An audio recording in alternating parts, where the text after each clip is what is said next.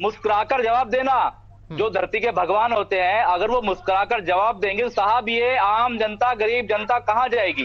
कार्रवाई की जाएगी। ऐसे में कैसे कार्रवाई की जाएगी? कोई सहानुभूति नाम की चीज नहीं है। किसी की मृत्यु हो जाती है, ये मुस्कुराते हैं, इनको कोई सहानुभूति नहीं है। नमस्कार, आप देख रहे हैं बात सरोकार की और मैं हूं आपके साथ सत्यम कौर। जनता से जुड़े इस प्रोग्राम में हम मुद्दे उठाते हैं और ऐसा ही मुद्दा प्रयागराज से सामने निकल कर आया है। संगम नगरी प्रयागराज से जो तस्वीरें सामने आई हैं वो हमारे सड़े हुए सिस्टम की, मरी हुई व्यवस्था की पोल खोलती हैं। और यहां एक मजबूर पिता ने अपने बेटे का शव कंधे पर रखकर 25 किलोमीटर तक का सफर तय किया है, लेकिन उसे एक एम्बुलेंस नसीब नहीं हुई है। रिपोर्ट देखिए।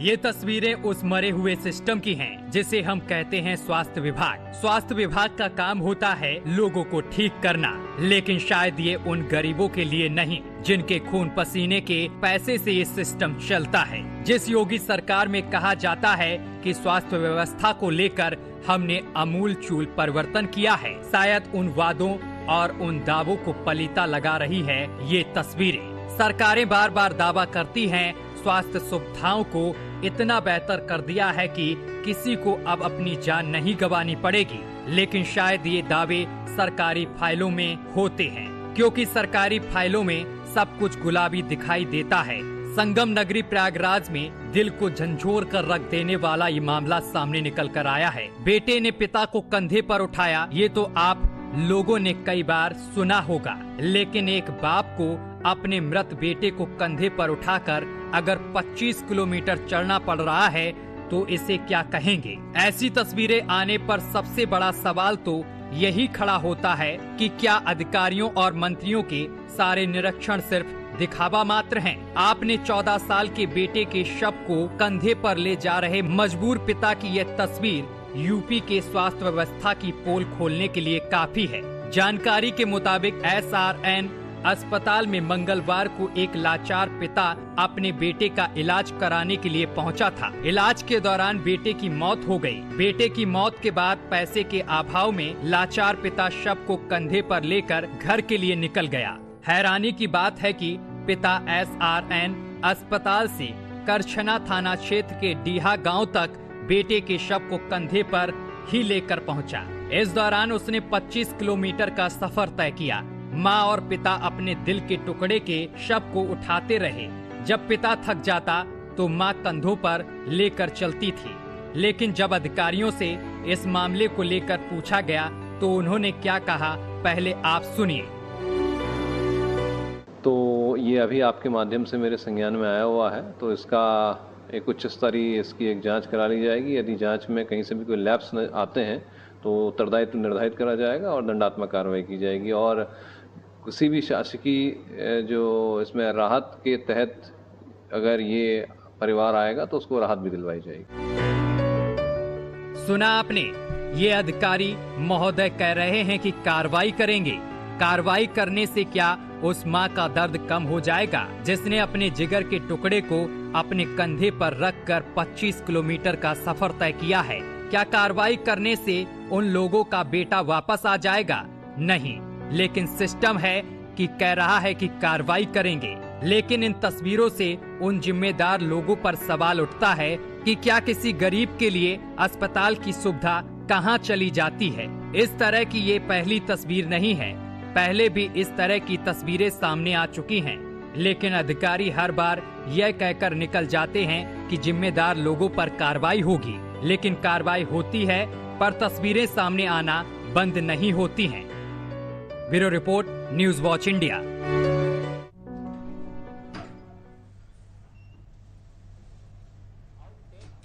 तो ये प्रयागराज का अस्पताल है जहां पर इस तरीके की सुविधाएं हैं कि एक एम्बुलेंस तक नहीं दी गई है, जिसके बाद पीड़ित पिता अपने बच्चे को शव यानी कि कंधे पर रखकर करीब 25 किलोमीटर पैदल चला और अपने गांव पहुंचा है। इस दौरान उसकी पत्नी भी साथ चलती हुई दिखाई दी है।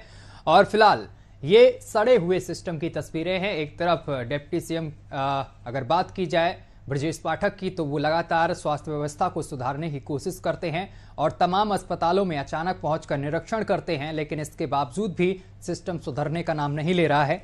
सरकार स्वास्थ्य व्यवस्था को लेकर करोड़ों खर्च कर रही है, लेकिन फिर भी व्यवस्थाएं जस की तस हैं और कहीं भी सुधार देखने को नहीं मिल रहा है। करछना थाना क्षेत्र के डीहा गांव का ये रहने वाला युवक जो अपने मृत बेटे को कंधे पर रखकर और अपने गांव की तरफ जा रहा है और इसको यहां पर एक एम्बुलेंस तक नसीब नहीं हुई है।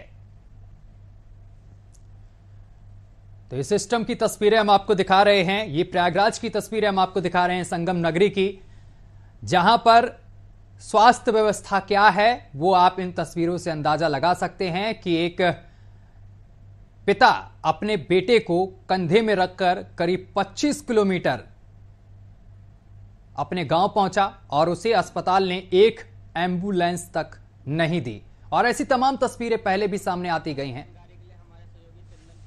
लेकिन फिर भी कार्रवाई होती हुई नहीं दिखाई देती है और सिस्टम में कोई सुधार होता हुआ नहीं दिखाई दे रहा है। और इसी खबर पर फिर से हमारे साथ जुड़ गए हैं मनोवर। लापरवाही सामने निकल कर आई है साफ तौर पर और जिम्मेदार अधिकारी अब ये कह रहे हैं कि जो इस पर लापरवाही जिन अधिकारियों ने की है, जो आरोपी हैं, उन पर कार्रवाई की जाएगी।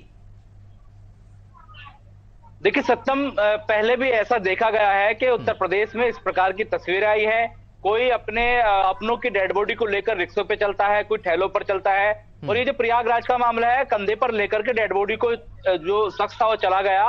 हैरत की बात है कि इतना बड़ा ये जिला है और पूरा प्रदेश यहाँ पर न्याय मांगने के लिए इसलिए जाता है क्योंकि हाईकोर्ट भी इलाहाबाद प्रयागराज में है। अब ऐसे में एक पिता अपने इंसाफ को कहाँ मांगेगा। हालांकि अधिकारियों ने इस बात को कहकर पल्ला झाड़ दिया कि कार्रवाई की जाएगी, जब साफ तौर पर सब चीजें सामने हैं और पूरे प्रदेश में टोल फ्री नंबर के माध्यम से एम्बुलेंस को बुलाया जा सकता है। तो ऐसे में इस मजबूर पिता को एम्बुलेंस उपलब्ध क्यों नहीं कराई गई। और जिसने भी ये तस्वीरें देखी उसका जो कह सकते हैं दिल था वो बैठ गया और जो उसका कलेजा था वो मुंह को आने लगा, क्योंकि एक तो जवान बेटे की मृत्यु हो जाना और दूसरा उस पर गमों का पहाड़ ये कि उसको कोई एम्बुलेंस नहीं दी गई, कोई सहानुभूति किसी प्रकार की किसी ने उसको नहीं दिखाई। जिला प्रशासन से लेकर जो आम कह सकते हैं जो हॉस्पिटल था जहां उसकी डेथ हुई, उन्होंने भी कोई एम्बुलेंस उपलब्ध नहीं कराई। जबकि देखा जाता है प्रदेश भर के अंदर जितने भी पोस्टमार्टम हाउस होते हैं वहां सरकारी एम्बुलेंस खड़ी होती है, उनको जगह दी जाती है केवल इसलिए कोई इमरजेंसी डेड बॉडी जाने लगे तो उसको वक्त पर पहुंचाया जाए, क्योंकि गर्मी का वक्त है। अगर डेड बॉडी को ज्यादा समय तक रोका जाता है तो उसमें स्मेल आने लगती है, उसको लिए लेकर के व्यवस्था की जाती है। लेकिन बावजूद इसके तमाम तरह की व्यवस्थाएं कहीं ना कहीं जब खराब साबित होती हैं, जब इस प्रकार की तस्वीरें सामने आती हैं। अच्छा मनोवर, एक चीज और यहाँ पर, जब इस मसले को लेकर हमारे संवाददाता ने अधिकारियों से बात करने की कोशिश की तो बड़ा मुस्कुराते हुए जवाब आया कि कार्रवाई की जाएगी जो भी दोषी हैं।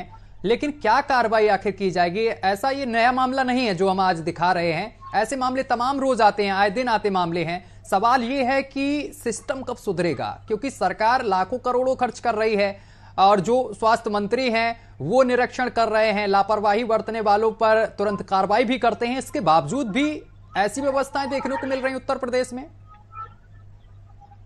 देखिए ब्रजेश पाठक स्वास्थ्य मंत्री हैं और वो खुद से हर जिले में पहुंच रहे हैं, जा रहे हैं। खुद लखनऊ में बैठ करके उन्होंने कई अस्पतालों के निरीक्षण किए और जहां जो एक्सपायरी दवाई मिली थी उनको डांट लगाई, उन पर कार्रवाई की। बिल्कुल। और बावजूद इसके मुस्कुराकर जवाब देना, जो धरती के भगवान होते हैं अगर वो मुस्कुराकर जवाब देंगे साहब ये आम जनता गरीब जनता कहां जाएगी, कार्रवाई की जाएगी। ऐसे में कैसे कार्रवाई की जाएगी? कोई सहानुभूति नाम की चीज नहीं है। किसी की मृत्यु हो जाती है ये मुस्कुराते हैं, इनको कोई सहानुभूति नहीं है। अगर इनको सहानुभूति होती तो अगर गाड़ी भी नहीं देते, एम्बुलेंस भी मुहैया नहीं कराते तो एक कह सकते हैं गुड़ ना दे पर गुड़ की सी बात कह दे। ऐसे ही किसी अगर तुम परेशानी में जाओगे, अगर तुम्हें अंदर से खुशी है तो चेहरा ऐसा बना लो कि आप भी परेशान हो, लेकिन इनको सहानुभूति नहीं है। एक पिता अपने कांधों पर अपने बेटे की डेड बॉडी को लेकर जाता है और इन लोगों को फर्क नहीं पड़ता। हालांकि उत्तर प्रदेश में लेकर मुख्यमंत्री से लेकर जो स्वास्थ्य मंत्री हैं ब्रजेश पाठक, उप मुख्यमंत्री भी हैं, उन्होंने साफ इंस्ट्रक्शन दे रखे हैं इस तरह के मामले बर्दाश्त नहीं किए जाएंगे, लापरवाही बर्दाश्त नहीं की जाएगी। मैं अगर बात करूं मेरठ की, तो मेरठ में एक मंत्री ने इस्तीफा दिया था और उसको लेकर के भी अधिकारियों के पेश टाइट करने की मुख्यमंत्री ने बात की थी।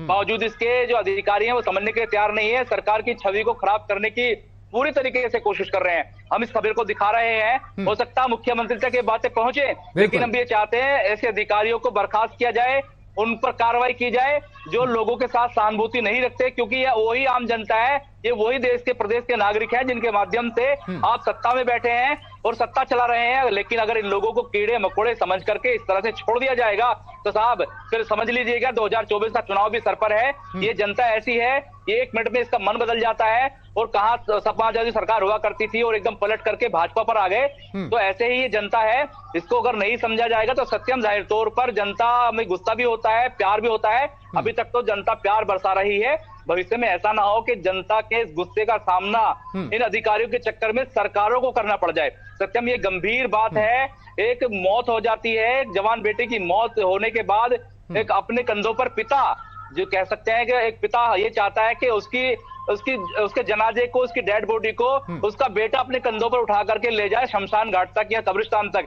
लेकिन यहाँ उस बेटे की मृत्यु हो गई और एक पिता अपने बेटे की जो डेड बॉडी को कंधे पर रखकर जा रहा है। सबसे बड़ी बात यह है कि कितनी हिम्मत उस पिता में थी और कोई भी एम्बुलेंस मुहैया नहीं कराई गई, यहाँ तक कि कोई भी इंसान या व्यक्ति कह सकते हैं ऐसा नहीं आया कि साहब अपने बेटे की डेड बॉडी हमारी गाड़ी में डालिएगा, हम आपको आपके गांव तक पहुंचाएंगे। यहाँ पर जनता का भी एक जो रूप है देखने को मिला है, कोई चाहता तो इस काम को कर सकता था, क्योंकि तमाम तंजीमें हैं, तमाम एनजीओज हैं, तमाम सोशल वर्कर हैं और तमाम ऐसे लोग हैं जो दूसरों की हेल्प करते हैं। बावजूद उसके अब क्योंकि उस बेटे की मृत्यु हो गई और पिता ने अपने बेटे का अंतिम संस्कार कर दिया और हम उस पर चर्चा कर रहे हैं, तो ऐसे में इस चर्चा का निष्कर्ष भी निकलना चाहिए, इस चर्चा को लोगों के ज़हन में असर होना चाहिए कि लोग अगर ऐसी बात कहीं होती है, कोई गरीब है, मजलूम है, उसके पास इतने पैसे नहीं है कि प्राइवेट एम्बुलेंस कर ले, प्राइवेट गाड़ी कर ले, तो कहीं ना कहीं उसका सहयोग करें, भले ही अधिकारी करे ना करे। लेकिन जनता, इस देश में बहुत जनता है, 1.25 करोड़ लोग हैं, 1.25 अरब लोग हैं, तो ऐसे में ये लोग अगर चाहें तो एक दूसरे की हेल्प कर सकते हैं।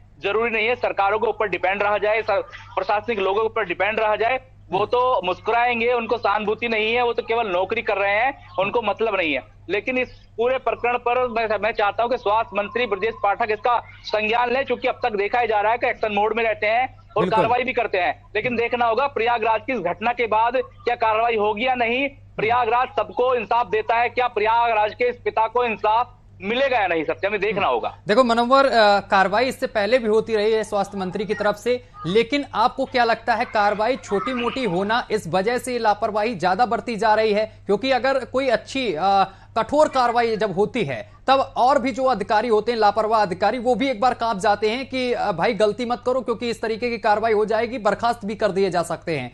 तो क्या इस वजह से यहां पर लापरवाही बढ़ती जाती है कि छुटपुट कार्रवाई हो गई तो फिर आगे वाला भी फिर दूसरी मतलब कि लापरवाही बरत रहा है? देखिए सत्यम, मैं इस पर एक बात बताना चाहता हूं। जब कोरोना काल था तो बड़ी तादाद में डॉक्टरों ने आम जनता के जो कह सकते हैं उनकी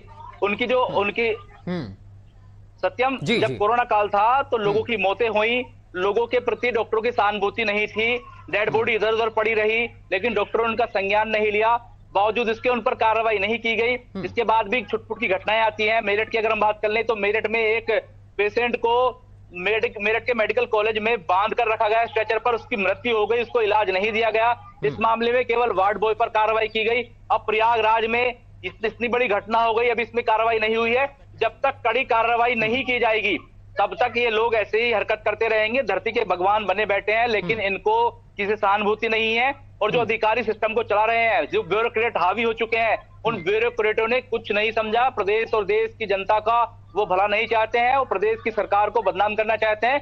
ऐसे अधिकारियों को उत्तर प्रदेश के मुख्यमंत्री, उप मुख्यमंत्री को आइडेंटिफाई करना पड़ेगा और ऐसे लोगों को समझना पड़ेगा, अन्यथा प्रदेश की जनता को कहीं ना कहीं मुख्यमंत्री या फिर प्रदेश सरकार के खिलाफ ना हो जाए। सत्यम, चलिए मनोवर, बहुत बहुत शुक्रिया आपका तमाम जानकारी साझा करने के लिए। तो ये जो तस्वीर सामने निकल कर आई है SRN अस्पताल से, ये करछना थाना क्षेत्र के ढिया गांव का रहने वाला था। ये युवक जो अपने बेटे के शव को कंधे में लेकर 25 किलोमीटर चला, इस दौरान उसे ना एक भी एम्बुलेंस मिली, ना राहगीरों ने उसका साथ दिया जो कि उसको घर तक छोड़ा जाता। फिलहाल ये वीडियो बहुत तेजी से वायरल हो रहा है। इस पूरे मामले को लेकर जो जिम्मेदार अधिकारी हैं उनका कहना है कि इस पूरे मसले को लेकर जांच की जाएगी और जो लापरवाह अधिकारी हैं, जो इसमें दोषी अधिकारी हैं, उन पर कार्रवाई की जाएगी। अब देखने वाली बात यह होगी कि क्या कार्रवाई होती है उन दोषी अधिकारियों पर। फिलहाल मेरे साथ अभी के लिए बस इतना ही। देश दुनिया की तमाम खबरें देखने के लिए देखते रहिए न्यूज़ वॉच इंडिया।